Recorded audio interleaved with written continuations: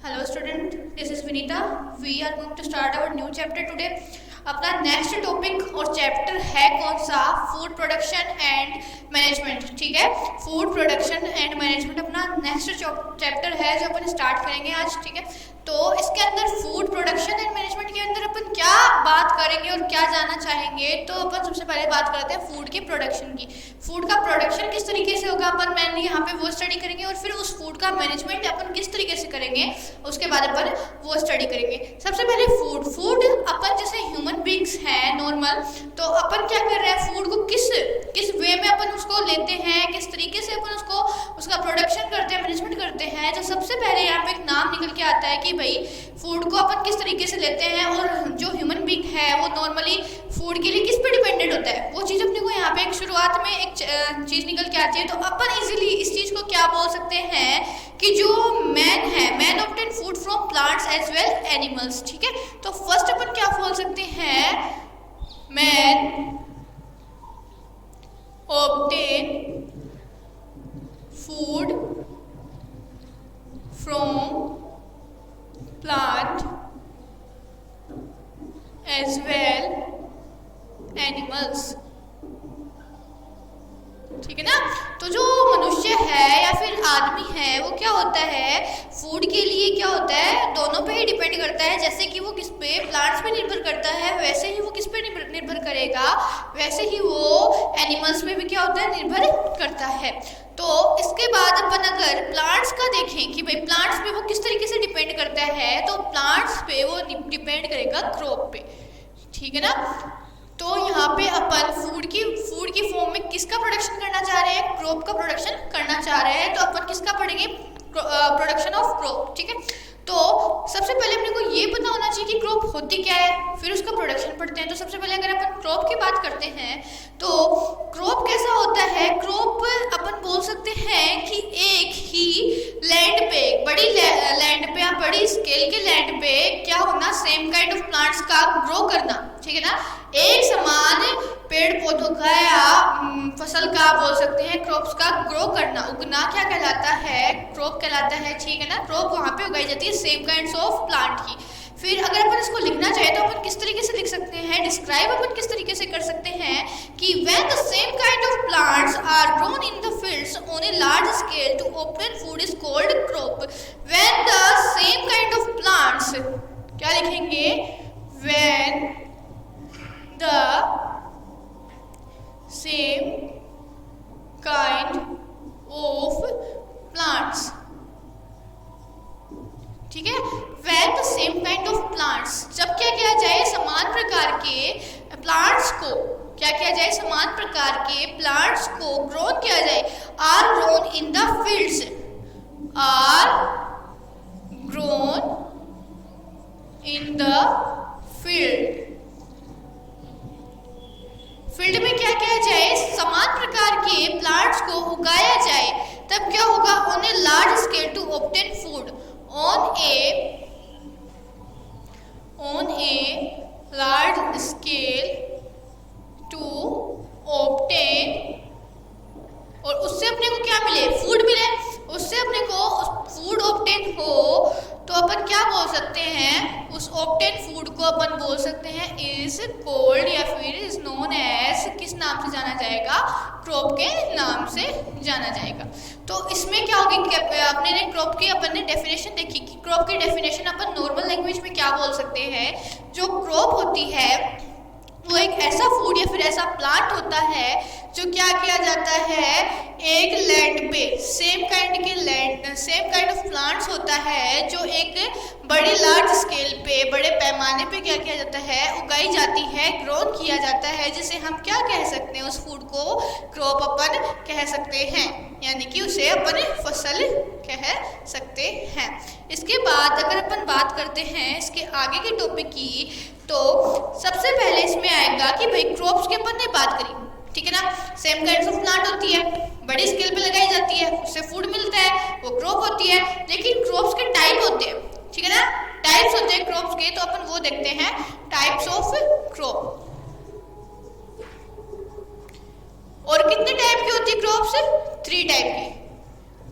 Three type की क्या होती है क्रॉप्स होती है सीजन के ऊपर बेस्ड होती है, और क्या होती है मंथ्स वगैरह पे उसका क्या होता है बेसिस होती है कि इस मंथ में ही लगाई जाएगी, अगले मंथ में ही लगाई जाएगी, पीरियड्स होते हैं उस पीरियड के दौरान वो लगाई जाती है। तो टाइप्स अगर क्रॉप अपन देखें तो 3 टाइप्स की मेन क्रॉप होंगी, और उन क्रॉप के नाम क्या होंगे आपके, सबसे पहले आएगी खरीफ, ठीक है, फिर आएगी आपकी रबी, और लास्ट आएगी आपकी जायद। ये आपकी 3 टाइप्स ऑफ क्रॉप है।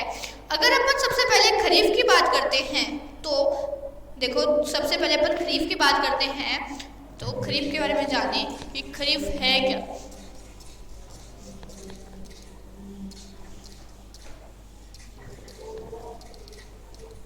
खरीफ की बात कर रहे हैं तो अगर अपन खरीफ के बारे में जानना चाहें तो खरीफ जो होती है उसको अपन मानसून क्रॉप भी कह सकते हैं, या फिर अपन उसको रेनी क्रॉप भी कह सकते हैं। और ऐसा क्यों कहते हैं, ऐसा इसलिए कहा जाता है क्योंकि वो जिस सीजन में लगाई जाती है वो सीजन होता है रेनी सीजन या फिर मानसूनी सीजन होता है, इसलिए अपन इसे खरीफ की फसल को दोनों नाम कह सकते हैं, ठीक है। तो आपका फर्स्ट जो खरीफ है, जो क्रॉप का टाइप है वो कौन सी क्रॉप है, खरीफ की क्रॉप, जिसे आप मानसून क्रॉप भी बोल सकते हो या फिर आपकी रेनी क्रॉप भी बोल सकते हो, ठीक है। तो अब अगर अपन खरीफ की स्टडी करते हैं तो खरीफ के अंदर क्या होता है, खरीफ एक ऐसी फसल होती है जो रेनी सीजन में लगाई जाती है, ठीक है ना। The crop which are sown in the crop which are sown का मतलब क्या होता है, लगाना या फिर उगाना, और कौन से सीजन में, इन द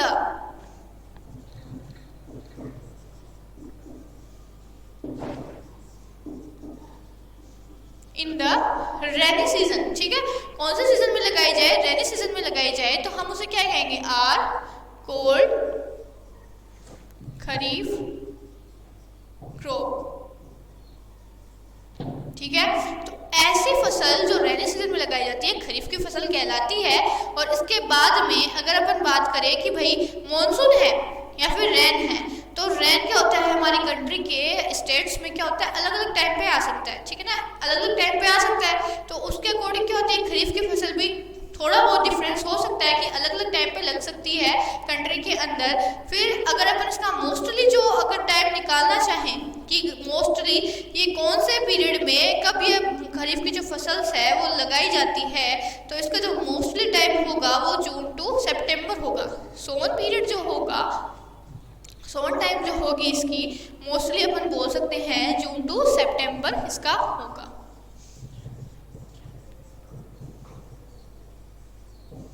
ठीक है। ये तो हुई इसके सोन टाइम की बात। फिर क्या होगा, देखो इसके बाद में अपन बात करते हैं, अगर अपन ने इसको लगा दिया मॉनसून सीजन के स्टार्टिंग में, बिगनिंग में अपन ने इसको लगाया है, और इसका हार्वेस्टिंग अगर अपन पीरियड चेक करना चाहें तो इसका हार्वेस्टिंग पीरियड अक्टूबर तक होगा, ठीक है ना। हार्वेस्टिंग जो टाइम होगा मोस्टली अक्टूबर तक इसका हार्वेस्टिंग टाइम आ जाएगा, ठीक है। अक्टूबर तक इसका हार्वेस्टिंग पीरियड आ जाएगा। और अगर अपन इसके एग्जाम्पल्स की बात करते हैं, खरीफ के एग्जाम्पल्स की अगर अपन बात करते हैं तो जो इसका एग्जाम्पल होगा वो मेन ज़्यादा राइस बोल सकते हैं अपन, मेज बोल सकते हैं अपन, ठीक है। और क्या बोल सकते हैं अपन, राइस, मेज, बाजरा, सोयाबीन,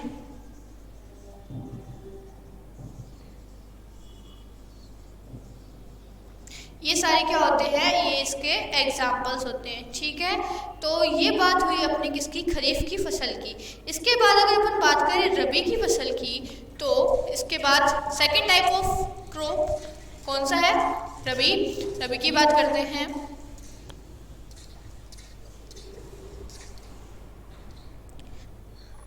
रबी की अगर बात करें अपन तो रबी जो होती है, रबी का सीजन जो मोस्टली अपन बोलते हैं वो क्या कब लगाया जाता है, विंटर सीजन में लगाया जाता है, या फिर अपन रबी की क्रॉप को विंटर क्रॉप भी बोल सकते हैं, ठीक है। तो अगर अपन रबी की बात करें, सेकंड टाइप ऑफ क्रॉप, या फिर इसको विंटर क्रॉप भी बोल सकते हैं, कोई दिक्कत नहीं है, क्योंकि कौन से सीजन में लगाई जाती है, विंटर सीजन में लगाई जाती है। और अगर इसकी बात करते हैं तो इसमें क्या होता है, ऐसी क्रॉप जो कि कब लगाई जाए, विंटर सीजन में लगाई जाए, तो the crops grown in the winter season, the crops grown in the winter season are called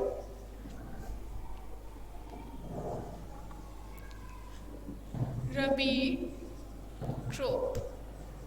तो जो क्रॉप कब लगाई जाती है, विंटर पीरियड में या विंटर सीजन में लगाई जाती है, वो क्रॉप कौन सी क्रॉप कहलाती है, रबी की क्रॉप कहलाती है। इसके बाद अगर अपन इसका सोविंग पीरियड देखना चाहें, ठीक है, तो विंटर के स्टार्टिंग में, विंटर के बिगनिंग में क्या होता है, इसका सोविंग पीरियड होता है। तो नॉर्मली अपन इसका सोविंग पीरियड अगर अपन लिखना चाहें तो इसका सोविंग पीरियड अपन लिख सकते हैं कि इसका sowing period beginning of winter कब किया जाएगा, अक्टूबर टू नवंबर। ये तो हो गया इसका सोविंग पीरियड की बात करें अपन, ठीक है। और हार्वेस्टिंग की अगर अपन बात करें, हार्वेस्टिंग की अगर बात करते हैं तो जो इसका हार्वेस्टिंग पीरियड होगा किसका, रबी की जो फसल है इसका हार्वेस्टिंग पीरियड होगा मार्च और अप्रैल, ठीक है, मार्च और अप्रैल तक क्या होगी, इसकी हार्वेस्टिंग कर ली जाएगी। इसके बाद में अपन इसके एग्जाम्पल्स की बात करते हैं, किसकी बात करते हैं, एग्जाम्पल्स की बात करते हैं रबी की फसल की। तो मोस्टली इसके एग्जाम्पल्स में आएगा वीट है, मस्टर्ड है, बार्ले है, ग्रीन पीस है, वीट है, मस्टर्ड है, बार्ले है एंड ग्रीन पीस, ठीक है। इसके बाद में अगर अपन बात करें थर्ड और लास्ट अपनी क्रॉप की, तो वो कौन सी है, जायद की क्रॉप, ठीक है। तो अगर जायद के बारे में अगर अपन बात करें तो जायद क्या होगा, इन दोनों सीजन के बीच का टाइम पीरियड में लगती है, ठीक है ना। जायद जो होगी इन दोनों के बीच की टाइमिंग में लगती है। तो अपन जायद के बारे में पढ़े तो देखो क्या बोल सकते हैं जायद के बारे में, जायद crop,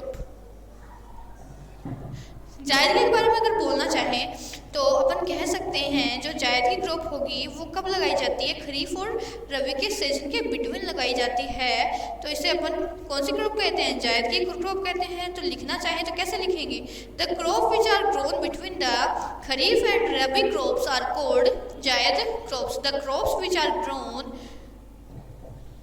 the crops which are grown between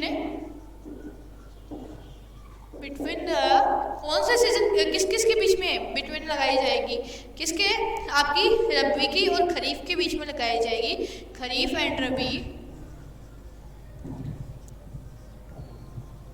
ठीक है ना। इन दोनों के सीजन के बीच में कौन लगाई जाएगी, जायद की आपकी क्रॉप लगाई जाएगी। तो अपन इसको बोल सकते हैं कौन सी क्रॉप बोल सकते हैं, crops are called, crops are called, कौन सी क्रॉप हो गई, जायद क्रॉप, ठीक है। फिर अगर इसके बाद में अपन इसको देखें कि भाई कौन से सीजन में लगाई जाएगी, तो अपन बोल सकते हैं they are grown between March and June. तो अपन बोल सकते हैं they are grown between March and June, ठीक है।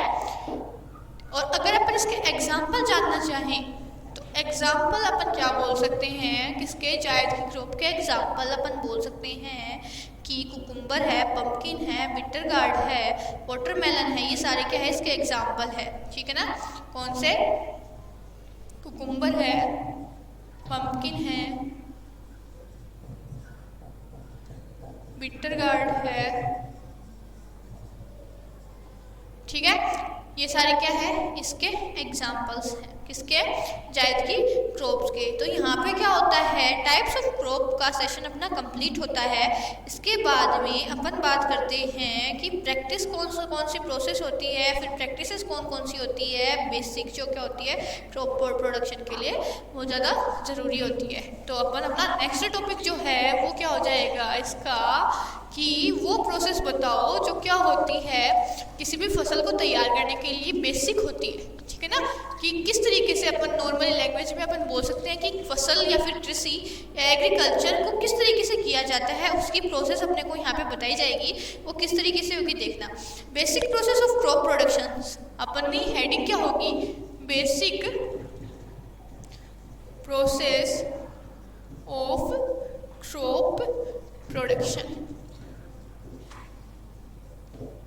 अब क्या होगा, इसमें क्या बताया जाएगी, बेसिक प्रोसेस बताई जाएगी क्रॉप का प्रोडक्शन करने के लिए जो बेसिक जो चीज़ें होती हैं वो अपन यहाँ पे स्टडी करेंगे।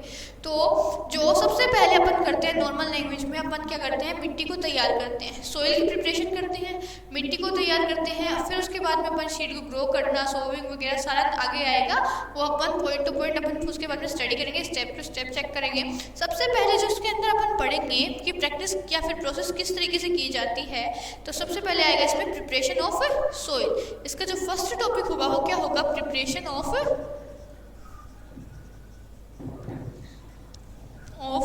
सोइल, यानी कि भाई पहले सोइल की प्रिपरेशन की करेंगे, किस तरीके से प्रिपरेशन की जाती है। तो अगर अपने को करना है क्या, मिट्टी को तैयार, तो अपने को मिट्टी को क्या करना होगा, यूज करना होगा, उसको टर्न करना होगा, जब जाके क्या होगा, मिट्टी तैयार होगी। अपन नॉर्मल लैंग्वेज में कह सकते हैं उसकी अपने को क्या करनी पड़ेगी, प्लफिंग करनी पड़ेगी, ठीक है, प्लफिंग करनी पड़ेगी। और इस प्लफिंग के प्रोसेस में होगा क्या, सोइल की टर्निंग और सोइल की क्या होगी, ल्यूसिंग, ठीक है।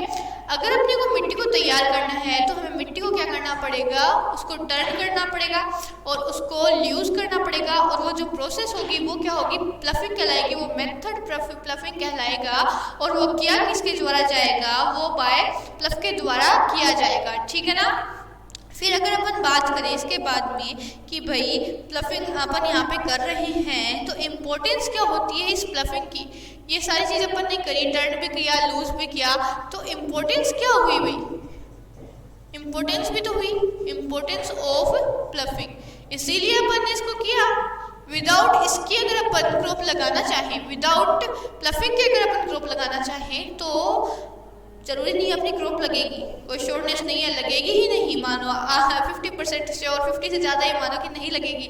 क्योंकि क्या होगा, उस टाइम पे अगर अपन मिट्टी को बिना टर्न या ल्यूज किए अगर अपन सीधा ग्रो करवा रहे हैं तो वो मिट्टी टाइट होती है, उस टाइम पे ढीली नहीं होती है वो, ना ही उसके अंदर क्या होते हैं, एयर को होल्ड करने की कैपेसिटी होती है, पावर होती है, ना रूट उसके अंदर डीप जा सकती है, ठीक है।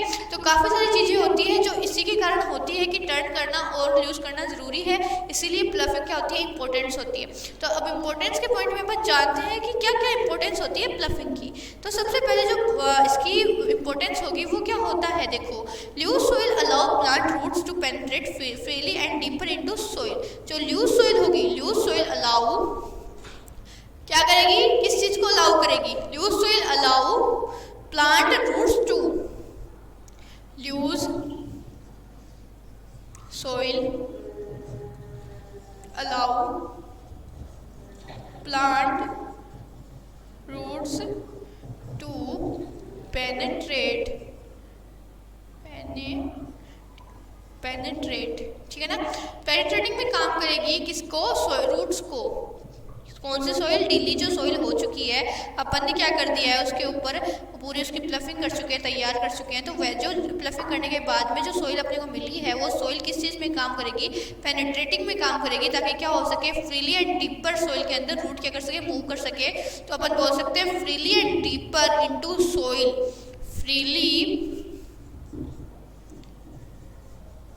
And deeper, freely and deeper into soil, ठीक है। प्लांट रूट्स को कहाँ जाने के लिए, मूवमेंट करने के लिए, अंदर तक ग्रोथ करने के लिए हेल्प करेगी कौन सी, ल्यूज और टर्न सोइल जो हो चुकी है, ठीक है, इनटू सोइल। फिर अपन बोल सकते हैं सो दे हैव स्ट्रॉन्ग बेस, क्यों, ताकि क्या हो जाए, सो उनका क्या हो जाए, उनके पास दे हैव स्ट्रॉन्ग, उन रूट्स के पास क्या आ जाए, स्ट्रॉन्ग बेस आ जाए। क्लियर है? ये तो बात हुई कि एक पॉइंट अपन ने क्लियर किया कि रूट्स में हेल्प कर रही है ताकि क्या हो सके, वो अंदर तक स्वतंत्र रूप से गहराई तक जाके और स्ट्रोक बेस के साथ में सोइल के अंदर पहुंच सके प्लांट्स की रूट। फिर अगर अपन बात करते हैं इसके बाद में नेक्स्ट पॉइंट की इंपॉर्टेंस क्या है प्लफिंग की, तो अपन बोल सकते हैं loose soil help root to breathe easily. Loose soil help किस चीज में? ब्रीथ करने में, सांस लेने में, रूट्स को सांस लेने में, रूट्स टू ब्रीथ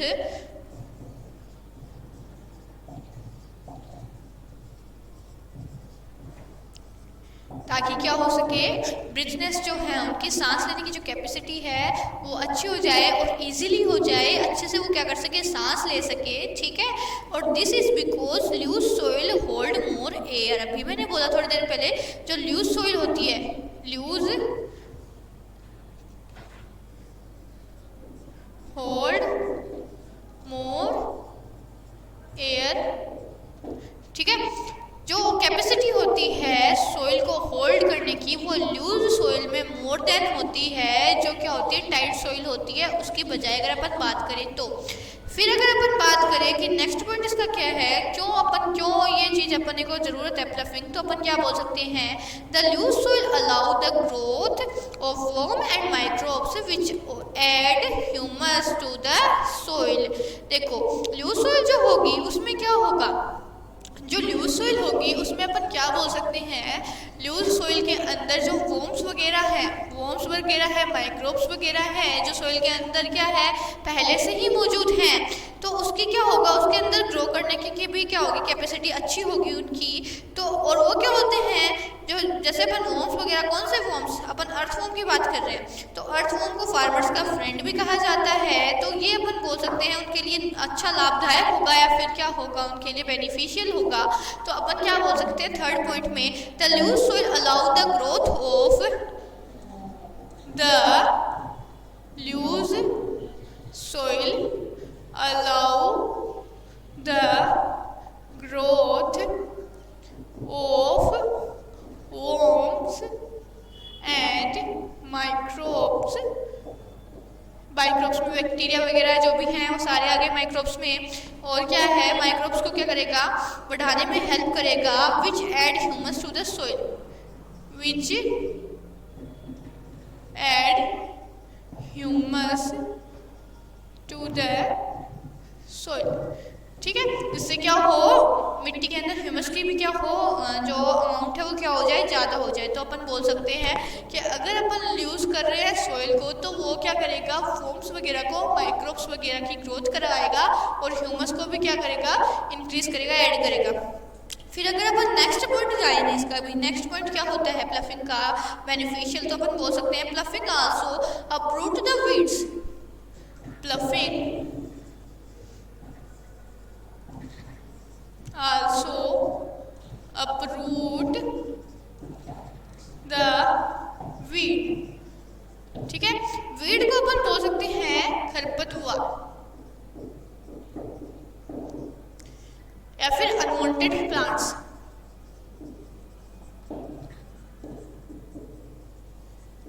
ठीक है? अनवांटेड प्लांट से ही नाम क्या हो रहा है, एकदम से समझ में आ रहा है कि भाई अनवांटेड है, और वो ऐसे प्लांट्स हैं, ऐसी प्लांट्स है वीड जो अनवांटेड है, हमें उसकी क्या रिक्वायरमेंट नहीं है, लेकिन फिर भी क्या हो रहा है, हमारी क्रॉप के साथ में वो लग रहे हैं और क्रॉप का जो न्यूट्रिशन है वो उनकी रूट से खुद अब्जॉर्व कर रहे हैं, उनको अब्जॉर्व नहीं करने दे रहे हैं। ठीक है ना? तो वो क्या है, हमारे लिए ज़रूरत भी नहीं है, अनवांटेड है, हमें उनकी आवश्यकता नहीं है ऐसे प्लांट्स की, फिर भी वो लग जाते हैं। ठीक है? तो उनको अगर अपन प्लफिंग कर रहे हैं तो प्लफिंग के दौरान वो क्या हो जाते हैं, अपरूट हो जाते हैं, वहाँ से उनकी रूट्स क्या हो जाती है, निकल जाती है। तो ये भी प्लफिंग का एक बहुत अच्छा बेनिफिशियल यूज़ है हमारे लिए कि वहाँ से वीड से लगभग हटा दी जाती है प्लफिंग के दौरान। ठीक है? फिर अगर लास्ट एंड फाइनल अगर पॉइंट देखें तो इसमें बता रखा है कि ploughing bring the nutrients rich soil. Ploughing bring क्या करती है, प्लफिंग से जो सोइल है वो क्या करती है, न्यूट्रिशन रिच हो जाती है। देखो कैसे, प्लफिंग ब्रिंग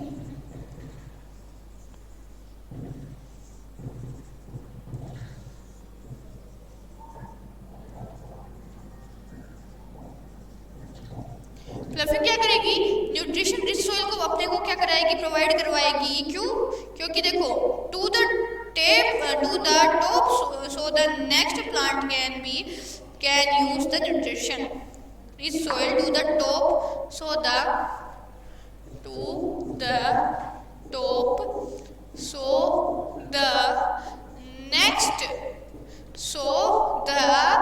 नेक्स्ट आने वाला जो प्लांट है वो भी क्या हो सके, न्यूट्रिशन को अच्छे से ले सके। Next plant can use the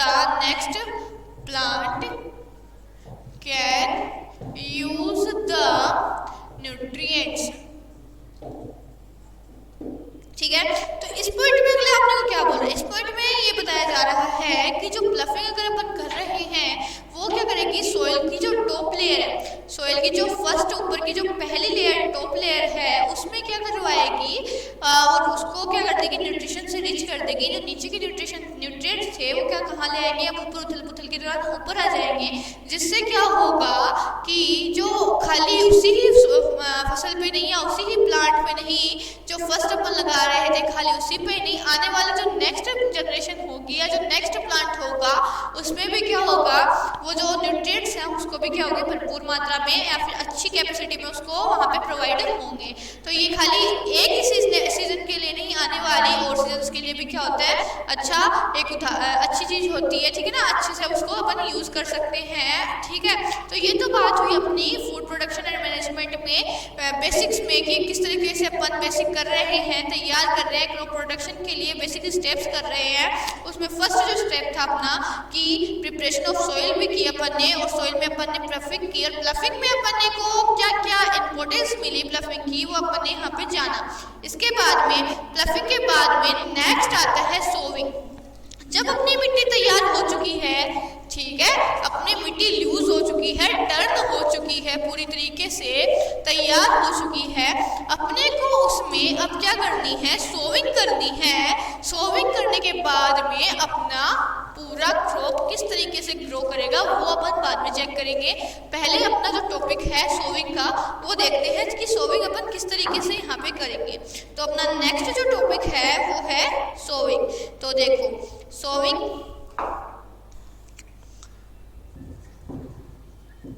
को अगर अपन बोलना चाहे तो अपन इसमें बोल सकते हैं बुवाई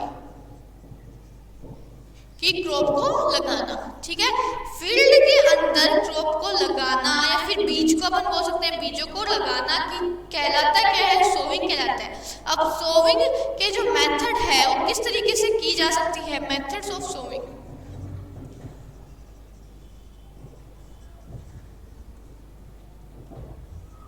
मेथड्स ऑफ सोविंग है वो किस तरीके से की जाएगी वो यहाँ पे देखो अपन देखते हैं। तो ये की जाएगी सोविंग बाय हैंड और sowing with sheet drill. First जो इसका मेथड होगा सोविंग बाय हैंड, एक तो हैंड से और विद शीट ड्रिल से, दो प्रोसेस होती है। ठीक है ना, दो तरीके से अपन सोविंग कर सकते हैं। एक तो अगर अपन बीजों को हाथ से छिड़क के करें किसमें, फील्ड में, और एक अपन किस तरीके से करें, शीट ड्रिल से करें, मशीनरी है मशीन से करें, जल्दी हो जाएगा, इजी हो जाएगा, थकान नहीं आएगी। ठीक है, लेकिन अगर अपन हाथ से कर रहे हैं तो उसमें थोड़ा सा टाइम भी लगेगा और क्या हो सकता है, अपने को थकान भी आ सकती है। तो ये तो होते हैं सोविंग के मेथड्स। और अगर अपन इसके बाद में अपना नेक्स्ट टॉपिक देखें कि भाई सोविंग जब हमारी हो चुकी है, हमने बीज छिड़क दिए हैं कहाँ पे, क्रॉप फील्ड में, तो अपने को नेक्स्ट अपना पॉइंट क्या करना है, जो नेक्स्ट अपने को काम करना है वो ऐड करना है। एडिंग करनी है किसकी, एडिंग मैन्यूअर एंड फर्टिलाइजर। ठीक है, अपने को इसके बाद में जो नेक्स्ट काम करना है वो नेक्स्ट काम करना क्या है, अपने को ऐड करनी है कहाँ पे, सोविंग होने के बाद में फील्ड में अपने को मैन्यूअर को और फर्टिलाइजर को वहाँ पे ऐड करना है, जो बहुत ज़्यादा जरूरी है। तो अपना नेक्स्ट पॉइंट यही हो गया है। वो किस तरीके से अपन करेंगे वो अपन देखते हैं कि भाई अपन वो किस तरीके से करते हैं। देखो, the repeated growing of crops in the same field remove the loads of precious minerals, elements, organic matter and other minerals from the soil. कहने का मतलब क्या है, इसमें ये बताया जा रहा है आपको कि अगर अपन क्या कर रहे हैं, जैसे 6 महीने अपन ने फसल लगाई, 6 महीने के बाद में अपन ने दूसरी फसल लगाई, फॉर एग्जाम्पल नॉर्मल अपन समझ सकते हैं, इमेजिन इमेजिनेशन करके कि 6 महीने अपन ने फसल लगाई, 6 महीने के बाद जैसे ही अपन ने उसको हार्वेस्ट किया, अपन ने दूसरी फसल वहाँ पे सोविंग कर दी, ठीक है। तो उसके जो न्यूट्रिशन थे, कहाँ किसके फील्ड के जो न्यूट्रिशन थे वो क्या होते हैं, धीरे धीरे क्या होते हैं, कम होते जाते हैं। जब फर्स्ट जो फसल लगाई थी उसको जो न्यूट्रिशन मिले हैं, बजाय सेकंड, थर्ड, फोर्थ जो आगे आने वाली क्रॉप्स हैं उनको नहीं मिल पाएंगे उतने। तो वो जो न्यूट्रिशन है या न्यूट्रिएंट्स है उनकी क्या है, अमाउंट को बनाए रखने के लिए अपन क्या करते हैं, ये चीजें लगाते हैं कि मैन्योर और फर्टिलाइजर का छिड़काव करके डाल के अपन क्या कर सकते हैं, जो फील्ड है उसका न्यूट्रिएंट्स को क्या कर सकते हैं, बनाए रख सकते हैं। तो अपन इसमें लिखना चाहें तो अपन किस तरीके से लिख सकते हैं, the repeated growing of crops in the same field, the repeated growth of crops in the same field, ठीक है, सेम फील्ड। तो क्या होगा, अगर अपन बार बार में रिपीट कर रहे हैं फील्ड के अंदर क्रॉप्स को बार बार में लगा रहे हैं, तो क्या होगा, remove the lots of precious mineral, क्या होगा, रिमूव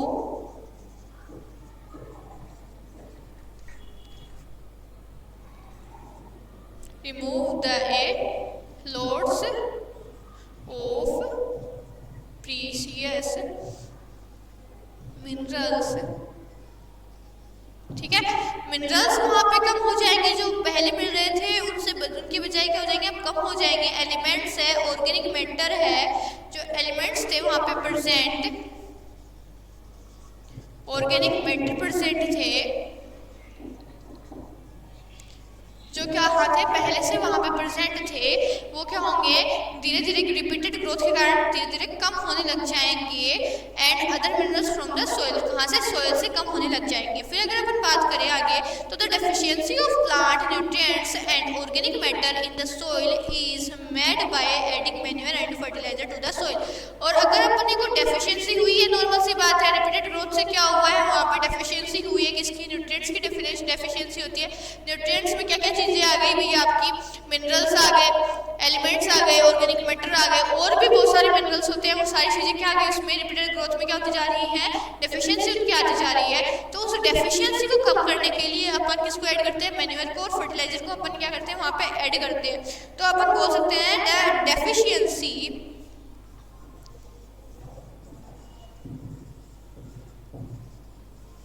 किसकी डेफिशिएंसी, अभी बात की अपन ने, of plant nutrients and organic matter, of plant nutrients and organic matter, ठीक है। प्लांट जो न्यूट्रिएंट्स है और ऑर्गेनिक मैटर है उनकी डेफिशिएंसी को कम करने के लिए अपन क्या करते हैं, इन द सॉइल, सॉइल में क्या करते हैं, इन the soil is made by adding, किससे तैयार करते हैं, इन द सॉइल, सॉइल को किससे तैयार करते हैं, इन the soil is made by adding, is made by adding manure and fertilizer, ठीक है। अपन उस सॉइल को एडिंग करके, मैन्योर फर्टिलाइजर की एडिंग करके अपन उसको तैयार कर सकते हैं। तो अब यहाँ पे देखो, अपने पास अपन मैन्योर भी डाल रहे हैं, अपन फर्टिलाइजर डाल रहे हैं, ठीक है। दोनों में कुछ अंतर है, डिफरेंस है, इसीलिए दोनों को अलग अलग नाम दिया गया है और अलग अलग इनका यूज किया गया है। तो ये दोनों का अपन डिफरेंस करते हैं कि मैन्योर का क्या काम होता है और फर्टिलाइजर का किस तरीके से क्या काम होता है। तो अपन इसके बारे में देखते हैं।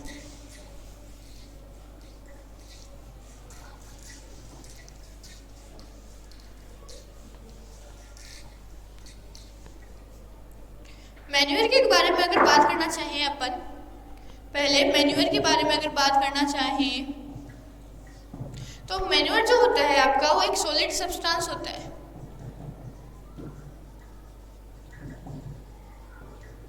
ठीक है, सॉलिड सब्सटेंस होता है, ठीक है, तो अपन बोल सकते हैं manure is a natural substance obtained by the decomposition of animal waste like cow dung, human waste and plant residues. ठीक है, तो जो ये होगा, ये एक तो क्या होगा, ये नेचुरल सब्सटेंस होगा। ए मैन्योर इज ए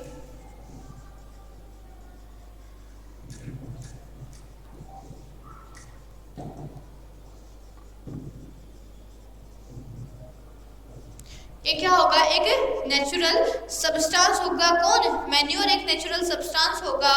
और क्या होगा इसमें, ये अपन बोल सकते हैं obtained by the decomposition of, किससे ऑब्टेन होगा ये, ऑब्टेन्ड बाय द, किसके डिकम्पोजिशन से, obtained by the decomposition of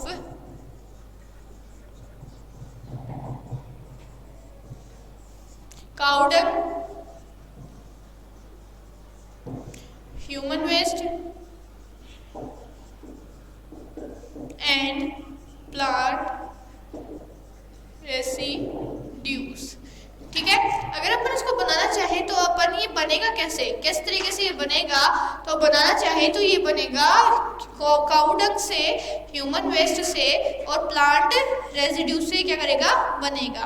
इसके बाद में अपन बात करते हैं कि भाई मैन्योर में और क्या, किस तरीके से क्या होता है। तो देखो, ये करता है which supplies essential and humus to the soil and makes it fertilise. अगर इसका काम देखें, अगर इसका फंक्शन या अपन इसकी जॉब देखते हैं, तो इसका काम क्या होता है, इसका काम होता है सप्लाइज एसेंशियल एलिमेंट्स,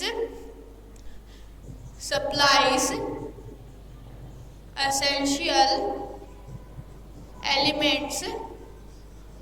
ठीक है, एसेंशियल जो एलिमेंट्स होंगे उनको क्या करेगा, सप्लाई करने का काम करेगा। ठीक है, supplies and humus to the soil and humus to the soil to make more fertile, make more fertile, ताकि फर्टाइल नेचर जो है सोइल का, जो कम हो चुका था पहले, वो नेचर उसका वापस आ जाए। ये काम किसका होगा, ये होगा मैन्योर का काम। और ये याद रखना, ये क्या होता है, एक नेचुरल सब्सटेंस होता है, क्योंकि नेचर से चीज़ों से तैयार किया जाता है। नेचुरल जो काऊ डंग है, ह्यूमन वेस्ट है, प्लांट रेजिड्यूज है, उनसे क्या किया जाता है, तैयार किया जाता है, डिकम्पोज करके उनको। इसलिए जो मैन्योर होता है वो एक नेचुरल सब्सटेंस होता है और एक सॉलिड सब्सटेंस भी होता है। इसके बाद अगर अपन फर्टिलाइजर की बात करते हैं, फर्टिलाइजर की अगर अपन बात करते हैं, तो फर्टिलाइजर के बारे में अपन बोल सकते हैं, ये क्या होता है, एक तो केमिकल होता है। ठीक है ना, केमिकल होता है, केमिकल फर्टिलाइजर होता है, यानी कि इसमें क्या होते हैं, केमिकल्स मिले हुए होते हैं, साथ में क्या होता है, वाटर सोल्यूबल होता है, वाटर सोल्यूबल है। ठीक है, फिर अगर अपन बात करें कि भाई ये फर्टिलाइजर है क्या, तो ये एक ऐसा केमिकल सब्सटेंस है, मतलब एक chemical fertiliser is a salt और एन ऑर्गेनिक कंपाउंड। कैसा होता है, a chemical fertiliser is a salt and, salt और साथ में कैसा होगा, ऑर्गेनिक कंपाउंड होगा या फिर ऑर्गेनिक सब्सटेंस होगा। कौन, फर्टिलाइजर या फर्टिलाइजर या फिर केमिकल फर्टिलाइजर। ठीक है, और फिर क्या करेगा, कंटेनिंग प्लांट न्यूट्रिएंट्स लाइक, और किस में किस तरीके से उनको क्या करेगा, क्या कंटेन करेगा, किस में, अपने में नाइट्रोजन है, फॉस्फोरस है, पोटेशियम है, उनको कंटेन करेगा। तो अपन बोल सकते हैं क्या चीज कंटेन करेगा, containing plant nutrients, containing plant nutrients. ठीक है, इन किस में, किस चीज में, नाइट्रोजन है, और क्या है, नाइट्रोजन है, फॉस्फोरस है, और क्या है, पोटेशियम है। इसमें ये कंटेन रखेगा न्यूट्रिएंट्स को। ठीक है, इन सब चीजों में ये क्या करेगा, कंटेन रखेगा, और क्या करेगा, to make the soil more fertile, to make soil more fertile. ठीक है, तो जो आपका केमिकल जो फर्टिलाइजर होगा वो किसका साल्ट या फिर ऑर्गेनिक कंपाउंड का सॉल्यूशन या फिर सब्सटेंस मिलके तैयार होगा, वो सॉल्यूशन होगा नाइट्रोजन और किसका, पोटेशियम का और किसका, फास्फोरस का।